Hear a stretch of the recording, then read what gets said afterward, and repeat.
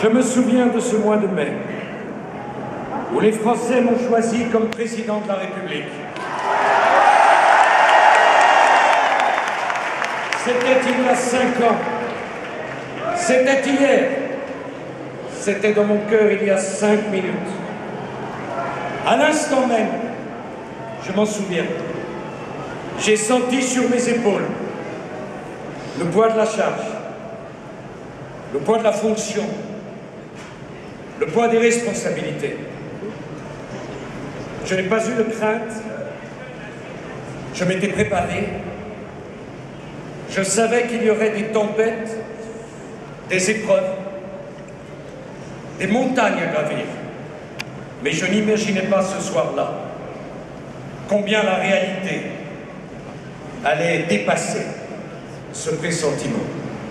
Jamais.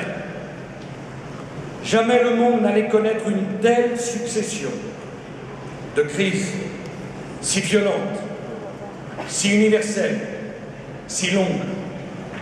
Je ne l'imaginais pas ce soir de mai 2007. Et de cette succession absolument ininterrompue de tornades, j'ai appris. J'ai appris que le président de la République était comptable des joies et des peines des Français, qu'il devait les prendre en compte, qu'il devait s'en imprégner et qu'il devait s'extraire de tout le reste. J'ai appris que le président de la République est plus attaqué, caricaturé, critiqué que n'importe qui d'autre, qu'il fallait l'accepter. Et surtout, qu'il fallait tenir. Tenir encore. Tenir toujours. Tenir envers et contre tout.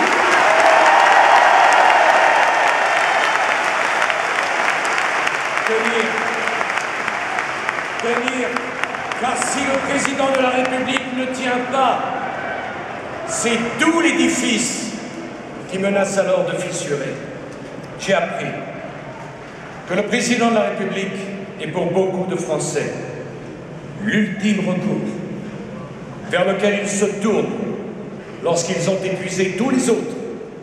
Il doit être disponible à tout moment. J'ai compris que la volonté ne pouvait pas tout parce qu'il y avait des souffrances que l'on ne pouvait pas apaiser, parce qu'il y avait des colères que l'on ne pouvait pas calmer, parce qu'au fond, il y avait des injustices que l'on ne pouvait pas réparer. Je pense à l'ouvrier dont l'usine ferme et dont on n'a pas réussi à sauver l'emploi. Je pense à la victime à laquelle on ne peut pas rendre justice. Je pense aux familles d'otages assassinés par des terroristes barbares et lâches. Je pense à nos jeunes soldats morts pour la France. Je pense aux enfants de policiers tués en faisant leur devoir. J'ai compris, mes chers amis, j'ai compris devant les cercueils couverts du drapeau tricolore, alignés dans la cour des Invalides, que la responsabilité du président de la République ne ressemble à aucune autre. Il m'est même arrivé ce jour-là de penser que cette responsabilité était inhumaine.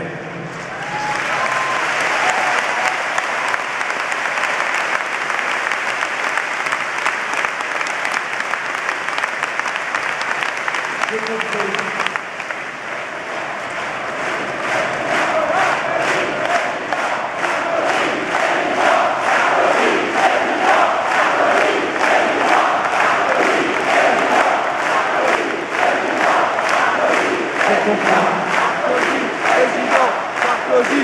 J'ai compris que le président de la République devait assumer la dimension tragique de l'histoire et qu'au fond, rien ne pouvait y préparer avant de l'avoir vécu.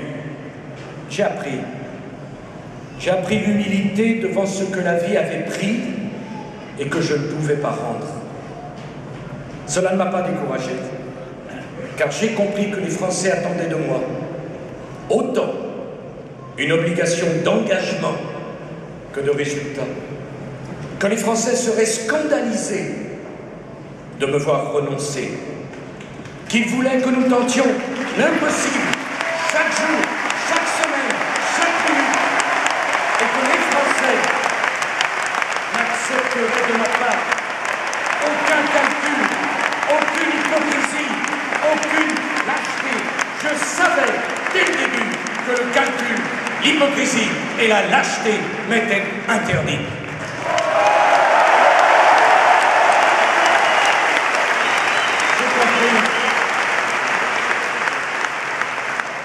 L'importance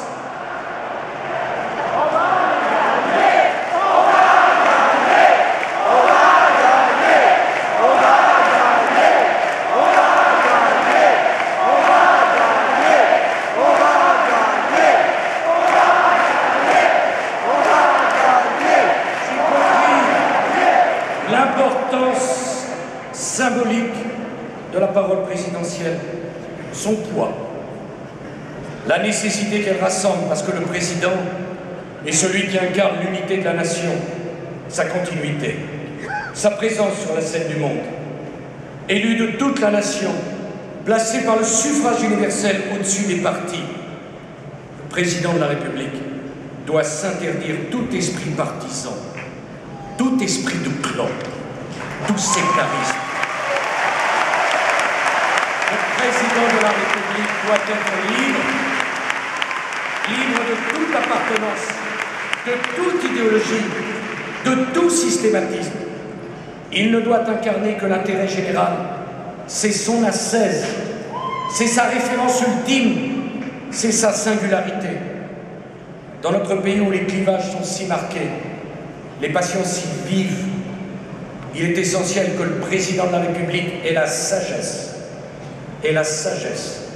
de ne pas s'entourer que de ses seuls partisans, de ne pas récompenser que ses seuls amis, de ne pas chercher à nommer que ceux qui ont toujours été ses affidés en accord avec lui.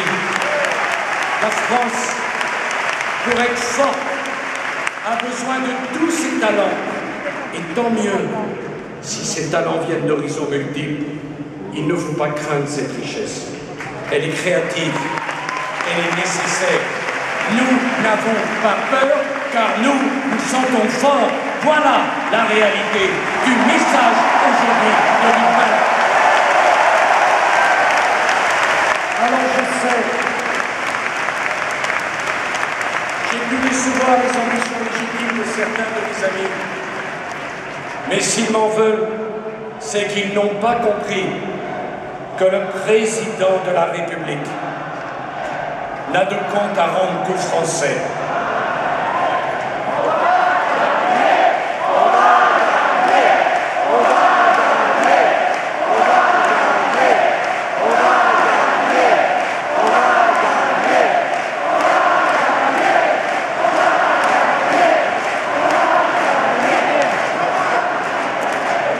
Mes chers amis, vouloir exclure des postes de responsabilité de la fonction publique ceux que l'on désigne à l'avance comme ses adversaires,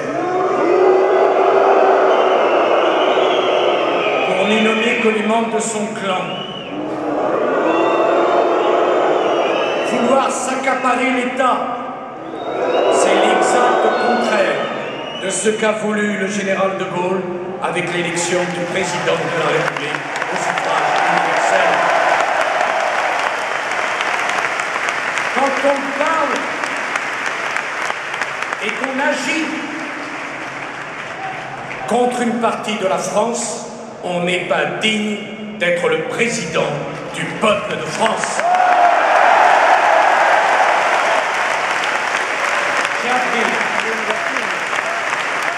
des blocages auxquels j'ai été confronté avec François Fillon, à qui je veux redire mon amitié.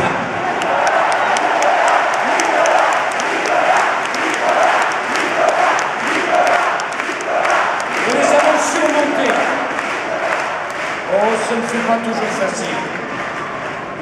Durant ces 5 années, il y a eu des tensions. Mais à vous, peuple de France, je veux le dire, Durant ces 5 années, jamais nous n'avons reculé lorsque nous estimions que l'intérêt supérieur de la nation était en cause.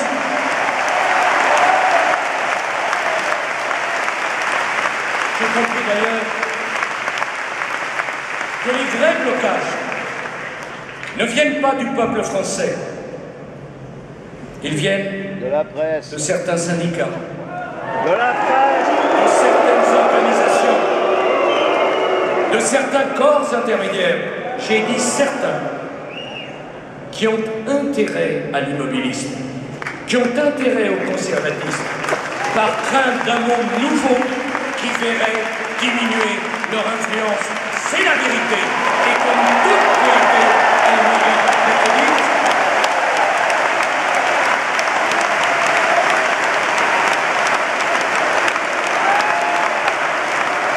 J'ai acquis la conviction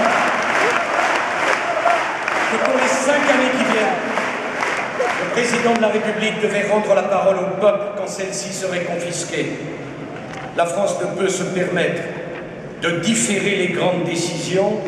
Je solliciterai donc l'avis des Français par référendum chaque fois que quiconque essaiera de parler en leur nom au service d'intérêts qui ne seraient pas ceux de la nation tout entière.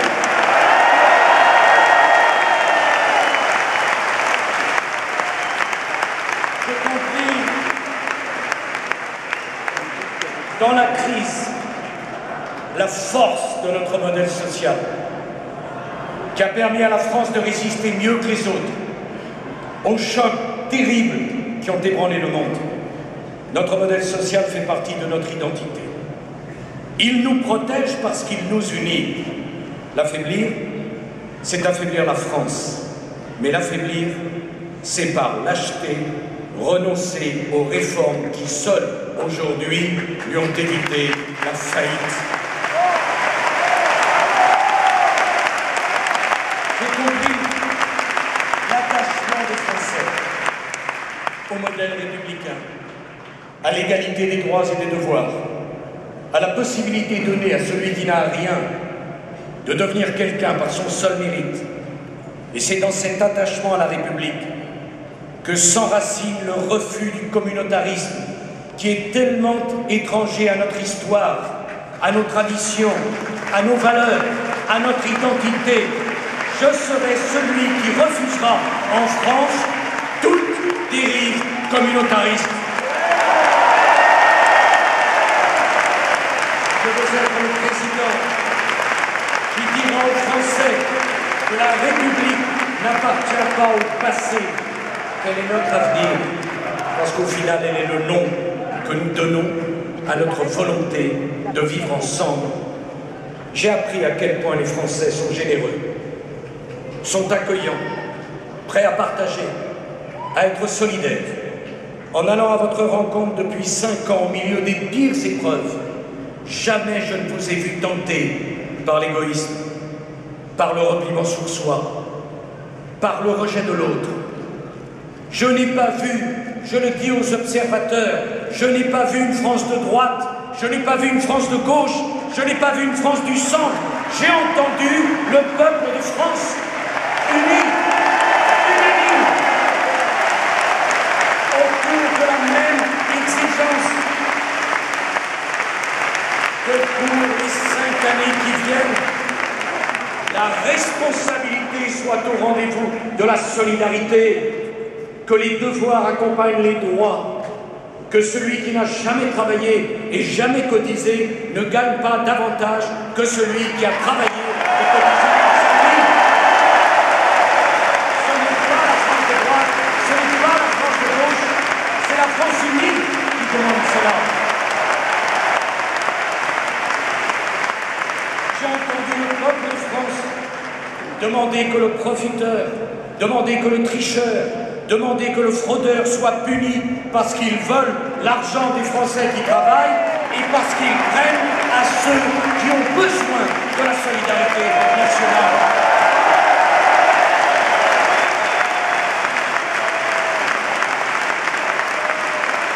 Ce n'est pas un corps contre l'autre.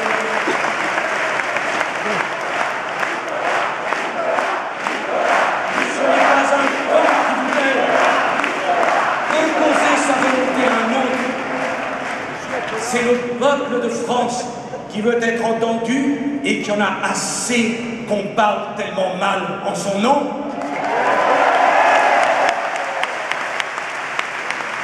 En tant que président de la République vers lequel tous se tournent quand il faut réparer une injustice, j'ai compris combien était fort dans notre pays le rejet de ce qui n'est pas juste. Les Français n'acceptent pas la justice, mais les Français ne veulent pas davantage du nivellement et de l'égalitarisme. La justice, c'est l'égalité des chances.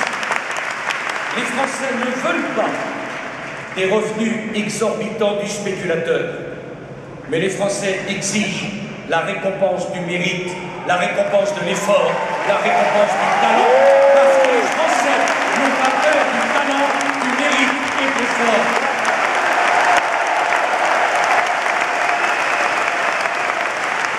Les Français ne veulent pas que l'argent domine tout, parce que ça ne serait pas juste. Mais les Français respectent la réussite lorsqu'elle est la reconnaissance d'un talent exceptionnel et qu'elle s'accorde avec l'utilité sociale, parce que c'est juste la réussite quand elle est méritée.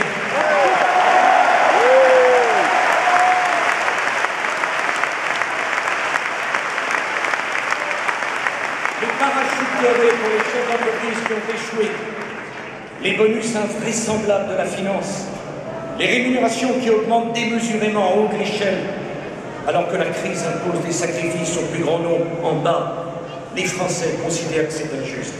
Et ils ont raison. Mais l'assistanat, qui rapporte davantage que le travail, le bénéficiaire d'une allocation qui ne cherche ni travail, ni formation, l'étranger qui vient en France pour le seul attrait de nos prestations sociales et qui ne respecte pas, cela aussi les Français considèrent que c'est une injustice.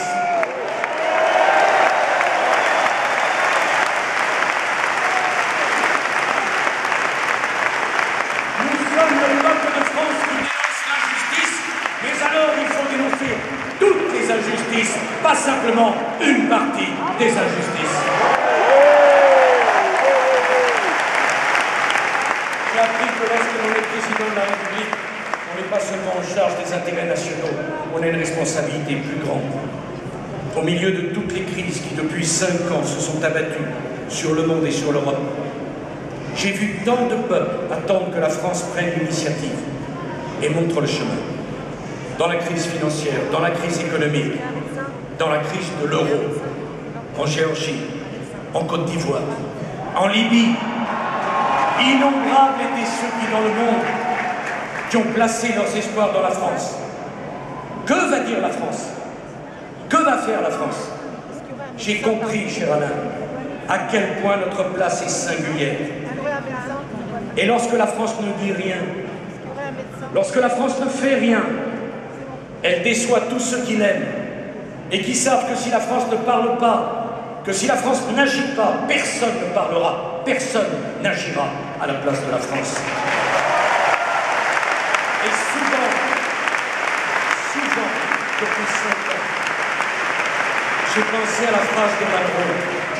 Il y a des pays comme la France qui sont grands lorsqu'ils le sont pour les autres. La France est la France quand elle se bat pour ses valeurs. Elle doit être du côté des peuples. Elle doit être du côté de la liberté. Elle doit être du côté de la justice. La France s'est battue pour la liberté du peuple libyen. Quand les avions français ont survolé la ville martyre de Benghazi, j'étais sûr que la France était alors à la hauteur de son histoire.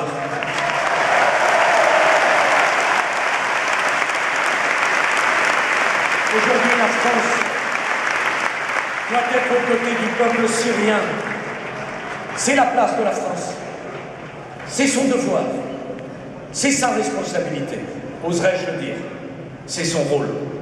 Nous voulons que les massacres cessent. Nous réclamons la création de couloirs humanitaires. Trop d'innocents sont morts, et je le dis comme je le pense, les assassins devront rendre des comptes.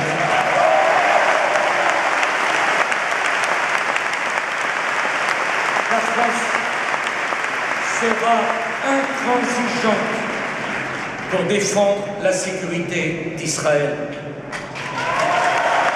Israël, ce miracle de la volonté et de la démocratie. La France exigera avec la même force un État pour le peuple palestinien. Parce que partout, absolument partout, où la paix est en jeu, la France a un rôle à jouer. La France défendra partout le droit des femmes, car l'égalité entre les sexes est un principe universel sur lequel nul dans le monde n'a le droit de transiger.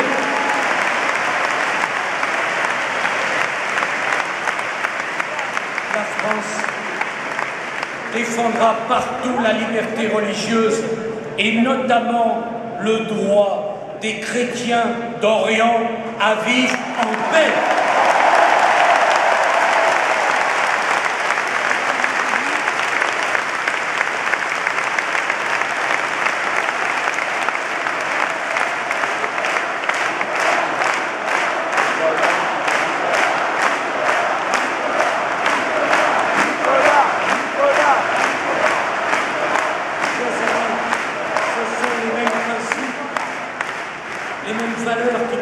À prononcer les mots que j'ai prononcés pour apaiser des mémoires blessées.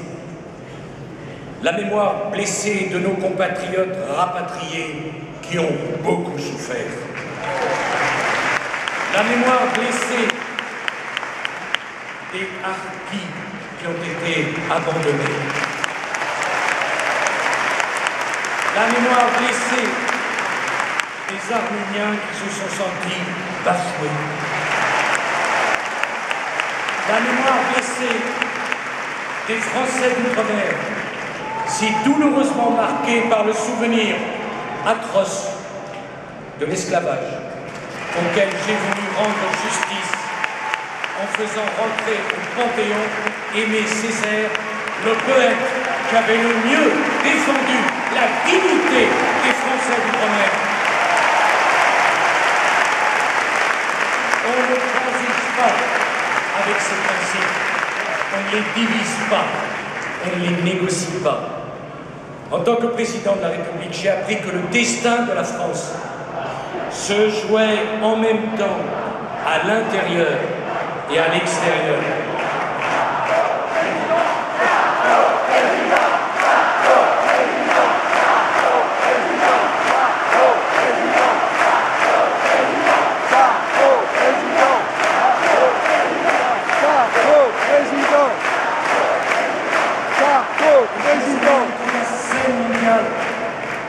La scène européenne et la scène nationale, il n'y a plus aucune cloison, il n'y a plus aucune séparation. J'ai touché du doigt cette réalité. C'est une seule et même politique qui doit être conduite au-dedans et au-dehors, avec des moyens différents, certes, mais avec les mêmes objectifs et la même détermination. C'est la même crise qui nous frappe, et qui frappe l'Europe, et qui frappe le monde. Dans le monde tel qu'il est décidé pour nous-mêmes et décidé avec les autres, ne peuvent être que les deux faces d'une seule et même politique. S'isoler du monde, se barricader derrière ses frontières serait une folie. Que dirions-nous aux 7 millions de Français qui travaillent pour l'exportation et qui perdraient leur emploi? À quel déclin serions-nous condamnés si les hommes, si les idées, si les produits cessaient de circuler? Mais tout ouvrir, comme si la compétition était loyale, comme si la réciprocité était la règle, en renonçant à défendre ses intérêts, ses emplois, son mode de vie, son identité, sa cohésion sociale, serait une autre folie. J'ai acquis une certitude que je veux vous faire partager avec une certaine gravité. Si rien ne change, les peuples d'Europe ne supporteront plus longtemps les conséquences d'un laisser-faire absolument dévastateur. Si rien ne change, les mêmes causes produiront les mêmes effets Et nous aurons d'autres crises. Mais cette fois-ci, les États n'auront plus les moyens de maîtriser. Et les conséquences de ces futures crises, si rien ne devait changer, conséquences sociales, conséquences humaines, conséquences politiques, risqueront de nous conduire pas à pas sur le chemin tragique que le monde emprunta lors de la Grande Dépression des années 30. Si la France était restée en retrait, si elle ne s'était pas engagée, si elle ne s'était pas battue pour que les idées changent, pour que les comportements changent, si la France n'avait pas cherché à convaincre, à entraîner, il n'y aurait pas eu le G20. L'Europe aurait répondu à la crise financière en ordre dispersé. L'Europe, je le dis parce que c'est la vérité, se serait disloquée. Il n'y aurait pas eu d'accord pour sauver la Grèce. L'euro aurait disparu. Les Français auraient perdu leur épargne et leur pouvoir d'achat se serait effondré. Voilà à quoi nous avons échappé parce que nous avons pris le risque de l'action. Mais la vérité que je veux vous dire ce soir, c'est qu'en se battant pour les autres, contrairement à ce que disent ceux qui parlent si mal de la France, en se battant pour les autres, la France s'est battue pour elle-même. Voilà la réalité, la même politique. En dehors et la même politique, dedans, c'est la réalité du monde d'aujourd'hui.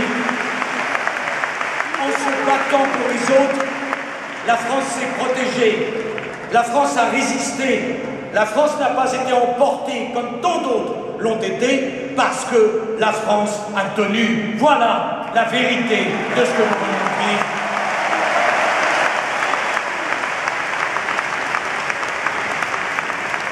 Pendant 5 ans, j'ai fait de mon mieux pour protéger les Français de toutes ces crises.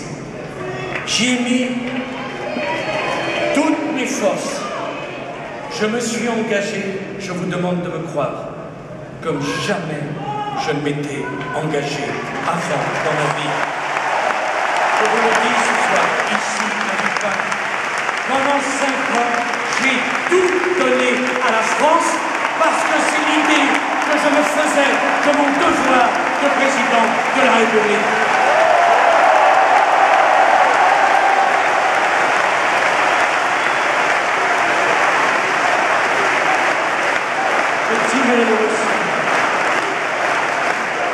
Je tirais les leçons des réussites et des échecs. Mais à vous, mes amis, je veux le dire, je n'ai rien perdu de ma foi dans l'avenir. Je n'ai rien perdu de mon envie d'agir, de mon envie de faire bouger les choses et par-dessus tout, de ma confiance dans le génie de la France.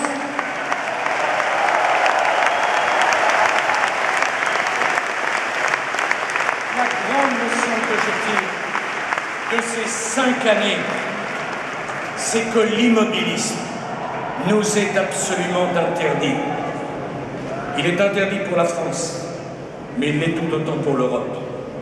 Parce que nous avons rendez-vous avec un nouveau monde qui est en train de naître, alors que l'ancien n'en finit pas de mourir sous nos yeux. Je veux être le président du peuple de France parce que c'est l'avenir du peuple français qui est en jeu. Parce que c'est les profondeurs de notre pays que viendront le courage, l'intelligence, l'énergie dont la France a besoin. C'est les profondeurs du peuple que viendra le sursaut qui permettra à la France d'être au rendez-vous de l'histoire et à nouveau d'étonner le monde. Je veux parler directement au peuple français. Je veux parler à tous ces Français qui ont souffert des crises, à tous ces Français qui ont le sentiment qu'ils ne maîtrisent plus leur vie et qu'ils sont dépossédés du choix de leur existence. Je veux parler à cet agriculteur qui se sent à la merci du spéculateur qui, à l'autre bout du monde, joue avec le prix de sa récolte. Je veux parler à l'ouvrier qui vit dans la hantise de la délocalisation. Je veux parler à l'employé au CAP qui subissent depuis des années